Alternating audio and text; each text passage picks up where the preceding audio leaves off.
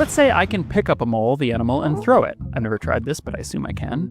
Let's assume anything I can throw weighs 1 pound, and 1 pound is basically 1 kilogram. The number 602,614,214,76,quadrillion looks like it's about twice as long as the number 1 trillion, which means that a mole of moles is about a trillion kilograms. I happen to remember that a trillion kilograms is about how much a planet weighs. If anyone asks, I did not tell you it was okay to do math like this. Our estimate could be off by a factor of thousands in either direction, but it's enough to tell us that we are talking about a pile of moles roughly on the scale of planets. Let's try to get some better numbers. An eastern mole weighs about 75 grams, which means a mole of moles weighs 4.52 times 10 to the 22 kilograms. That's a little over half the mass of our moon. Mammals are largely water. A kilogram of water takes up a liter of volume, so if the moles weigh 4.52 times 10 to the 22 kilograms, they'll initially take up about 4.52 times 10 to the 22 liters of volume. If these moles were released onto the Earth's surface, they'd fill it up to 80 kilometers deep, just about to the edge of space, or where the edge of space used to be before all the air was displaced by moles. This smothering ocean of meat would wipe out most life on the planet, and it would really mess up my iNaturalist wildlife sighting stats.